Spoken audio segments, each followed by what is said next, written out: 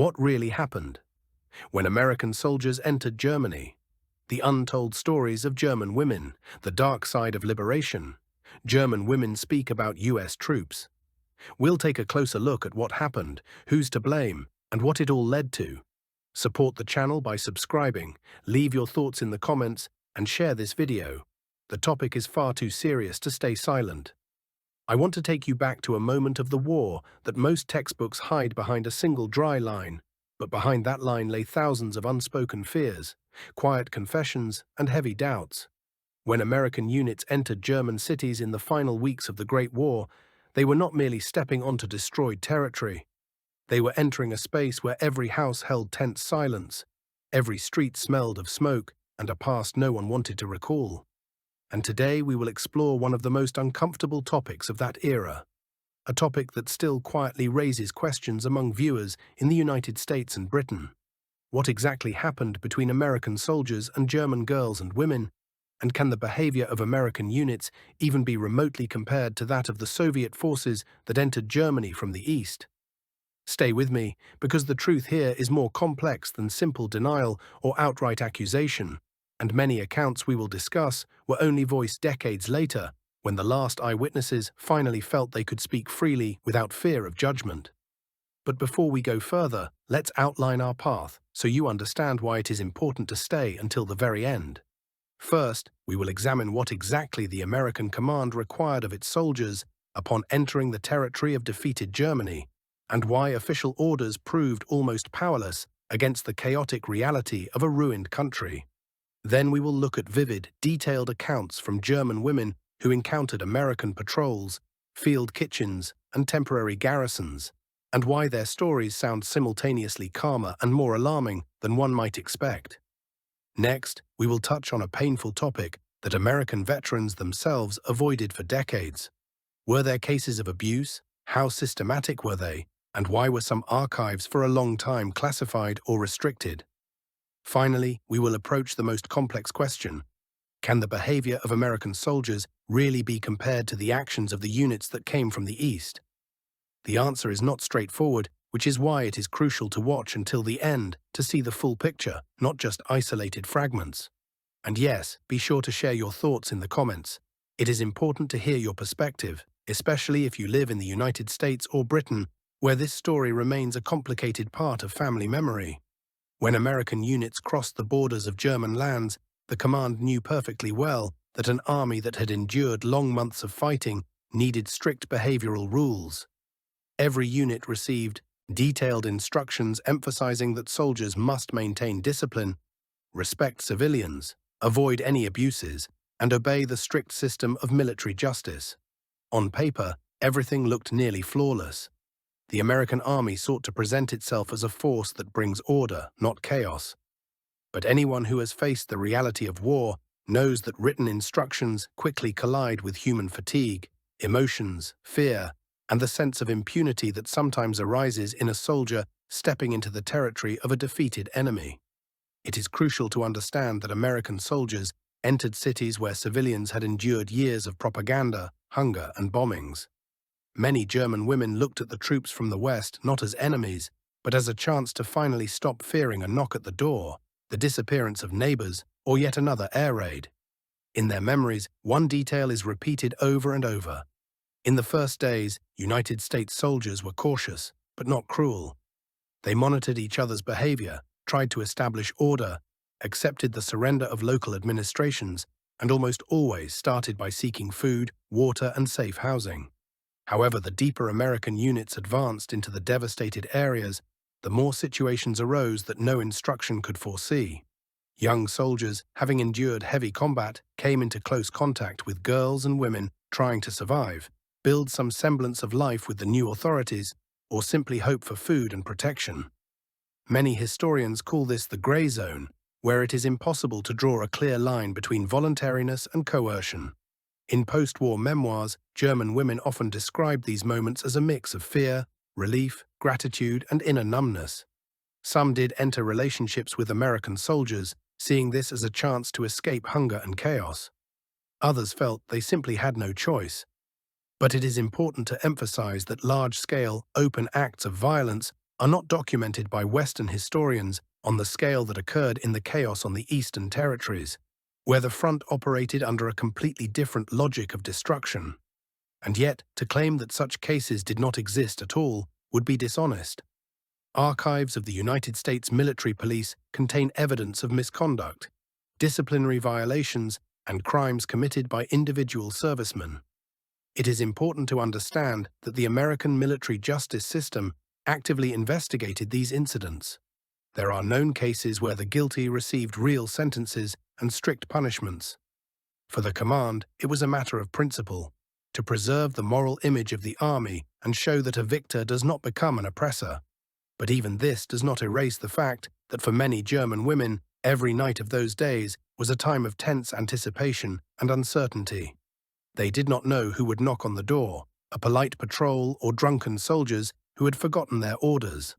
On the other hand, let's look at this picture from another angle, which is important for viewers in the United States and Britain. Many veterans, recounting these events late in their lives, said much the same thing. They understood that German women feared them not as individuals, but as a symbol of the force that had entered their city, and this imposed responsibility. Several veterans recalled that they deliberately spoke softly, helped families gather belongings, shared sugar or canned goods with children. These actions do not excuse those who behaved otherwise, but they show how heterogeneous this history was, depending on personal qualities, upbringing, fatigue, and the internal state of each soldier.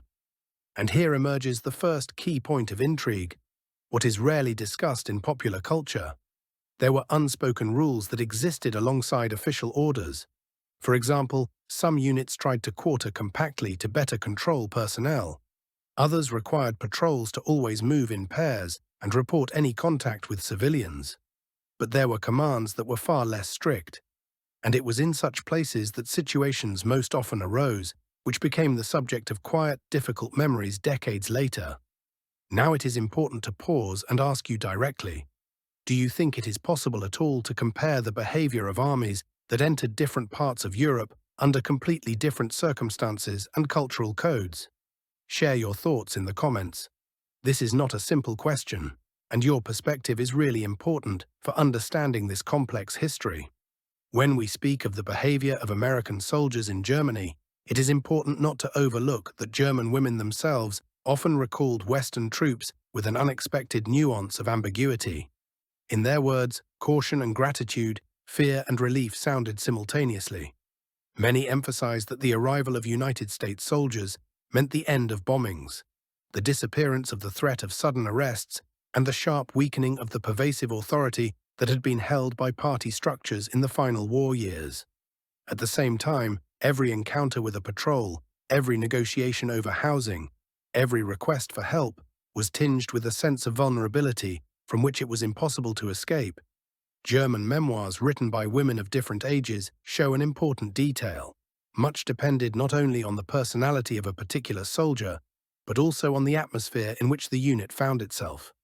Units recently arrived from heavy combat sometimes behaved differently than those responsible for guarding communications or organizing supply.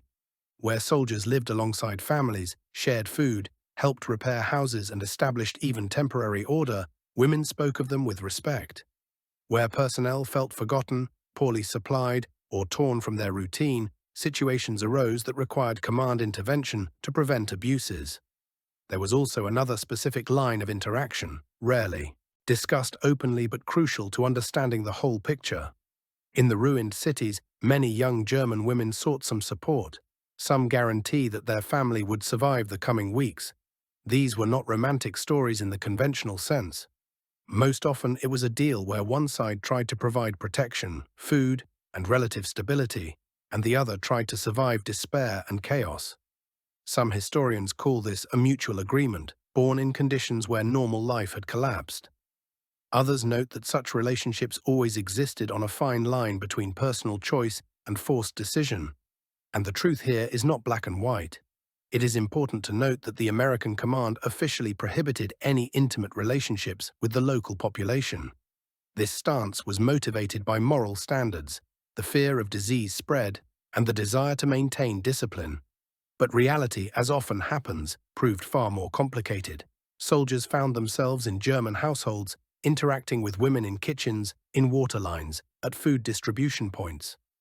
Official distance was constantly violated by the circumstances themselves, and this led to many contacts occurring outside command control, in the twilight zone of personal agreements, silence, and unspoken compromises. Now we approach the cases discussed least often, but which cannot be ignored if we want to tell this story honestly for viewers in the United States and Britain. United States military police archives do contain materials revealing episodes of abuse committed by individual servicemen. These episodes were not massive, not a spontaneous flood, but they existed. For the women who became victims, it was a heavy, traumatic experience, about which many remained silent for life. Several German researchers in recent years conducted detailed local studies based on documents and oral testimonies. Their conclusions indicate that while abuse occurred, the response of command was significantly stricter than on other fronts. A soldier convicted of such a crime received severe punishment. This does not erase the fact of the crime, but it shows the difference in the approach to discipline. And here we arrive at the key question that inevitably arises for every viewer, especially those living in the United States and Britain. Can the behavior of American soldiers be compared to the actions of the armies that entered Germany from the East? It is important to say directly, even German researchers, who critically evaluate the conduct of all sides, emphasize a significant difference between the Western and Eastern sectors. Where units that had endured the horrifying experience of fighting in Eastern territories advanced, the psychology and motivation of the soldiers were entirely different. They marched through scorched lands, through towns where almost every family had lost someone close. And that determined their attitude toward the German population. American units arriving from the West did not carry the experience of destroyed villages, massive civilian casualties, and years of occupation. They looked at German women differently, and this was reflected in how their initial contacts with civilians unfolded.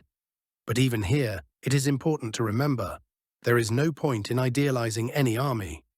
In every war, any large military formation carries not only discipline, but human weakness.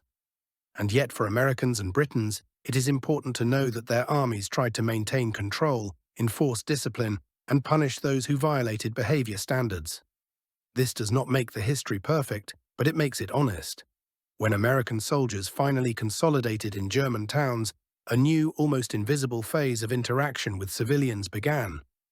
These were no longer the first chaotic days, when every step was accompanied by anxiety, and every contact felt like moving through fog.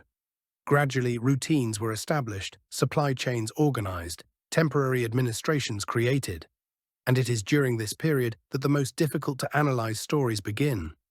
Stories of how German women tried to rebuild their lives under new conditions, and how American soldiers became part of this everyday life, sometimes voluntarily, sometimes not.